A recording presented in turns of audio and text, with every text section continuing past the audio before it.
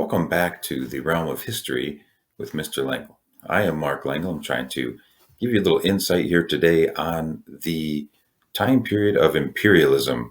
And in particular, today we're going to be talking about a time span, an event, a series of events known as the Scramble for Africa.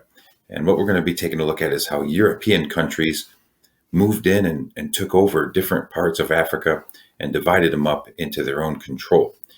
Roman numeral 1 talks about Africa before and during European control. There were some problems for Europeans who were trying to get into the interior of Africa to exploit the lands for resources.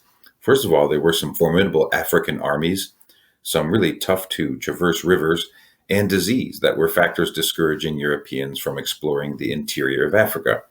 However, in the 1880s, Europeans controlled only about 10% of Africa, and this is going to change due to the fact that Europeans had technological advancements that allowed them to eventually take over a great, vast amount of land there in Africa.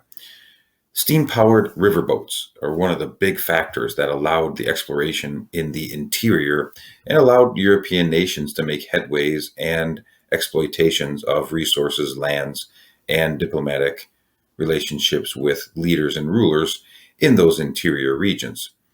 Now, there were many nations that were competing for overseas empires to create them, and this is really what imperialism is. It's the seizure of a country or territory by a stronger country. Missionaries, explorers, and humanitarians would reach the interior of Africa and began to create connections. One of the key regions that this all starts in is the Congo. A United States explorer and journalist helped King Leopold of Belgium acquire land in the Congo from 1879 to 1892. This King Leopold brutally exploited African peoples, and millions actually died because of his actions and decisions. One of the key things here is that Leopold wanted to utilize the resources, and so he put the African peoples to work collecting sap from rubber plants to produce rubber products.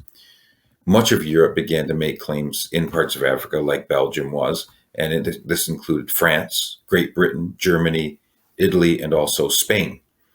Some of the forces that drove imperialism, this is where it gets a little bit odd to really comprehend, but one of the key things you have to understand is that Europeans believed that they were superior to other races.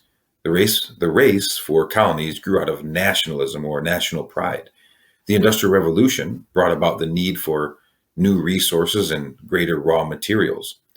One of the key things was racism. This is the belief that one race is superior to another. And also this is compounded by something of the times, 1800s, called Social Darwinism. Social Darwinism is the Darwinian concept of survival of the fittest being applied to the human world. Europeans believe that non-Europeans were on a lower scale of development, and they base this claim on ideas such as the difference in technological advancement. So if you're looking at that, you got to understand that this idea of social Darwinism, racism, and the factors that Europeans thinking themselves superior to others is a real motivating factor in this scramble for Africa. Other factors that we would like to talk about in the imperialism of Africa would include technological inventions, such as the machine gun, which the first form of it was called the Maxim gun in 1884, and the steam engine, which was used mostly in boats, is what we're talking about. The advantage here also helped conquest. Okay, so what we're going to take a look at here is that we also have point number 2, which is that the perfection of the use of a medicinal drug called quinine, protected Europeans from malaria. Within Africa, Africans were divided by language and also culture. A lack of many large unified empires made it extremely difficult for the people to come together in defense of Africa from Europeans. Roman numeral 3 talks about division of Africa. One of the big things is the lure of wealth. The Europeans had understood that there was the discovery of diamonds in 1867, and further gold in 1886 led to an increased interest in colonization. One of the interesting things that relates to social Darwinism and racism was something called the Berlin Conference. In this conference, which took place from 1884 to 1885, 14 European nations met and agreed on rules for how they could legally divide up Africa. So they really didn't take into account the fact that they were already African peoples who owned this land, which is kind of a joke. But and also they didn't invite African leaders to this meeting either. So basically, countries were required to notify other European countries of their claims, and then they must prove over a certain time period that they could control the territory that they claimed. One of the main leaders of this is a person that we've learned about in the past, Otto von Bismarck. He really was the one who spurred the call for this meeting. By 1914, only Liberia and Ethiopia were free of European control. Capital letter C talks about the demand of raw materials shaping colonies. Raw materials were the greatest source of wealth in Africa. This is the real reason why Europeans are making money off of this. So you've got the factors of racial superiority, what they believe in, social Darwinism, racism, but now you've also got wealth that are trying to make money. So businesses started to develop by making cash crop plantations, peanuts, palm oil, cocoa, and also rubber. These were some of the most prized possessions outside of gold and diamonds that Europeans were after. Copper and tin were also harvested and utilized as well. Roman numeral 4 is going to talk about three groups that really fought over the region of South Africa. We're going to talk about an African group called the Zulu, and they were fighting against the British. They were led by Shaka Zulu. He was a chief that created a centralized state around 1816. The British actually, in war, defeated the Zulu nation in 1887, and there was the famous Battle of Ulandi in which the British defeat the Zulu. And most of it is due to just the difference in technological advancement, weaponry, armory. Later, though, in South Africa, you had something called the Boers, and which eventually leads into the Boer War. And so what we're going to talk about here, the Boers are Dutch farmers. That's just another word for Dutch farmers. They took over African lands to establish large farms, and they were called the Afrikaneers.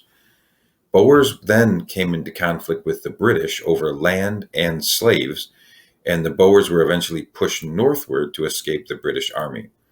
Capital letter C is going to talk about a big confrontation called the Boer War. This was a war between the British and the Boers, those Dutch farmers, beginning in 1899, and it ended in 1902. The British win again, and they then took the Boers and created what's called the Republic's United Union of South Africa in 1910. This was a self-governing land, which meant that people that were Boers were making decisions, but it was overall controlled by the British. When you're taking a look at the scramble for Africa, it's really important to look at Africa as it was in 1878, when there was some European intervention, but not a whole lot. You can see that these areas here in the brown are definitely independent nations and states. And as we zoom in here, you'll then see that as you move forward into the year 1913, you can see Africa, how it's been chopped up with all these different colors. These are all regions that now are inhabited and controlled by different European entities. And so that's really a visual look at the major change that imperialism brought in Africa in between the span of 1878 to 1913, really about 30 to 35 years.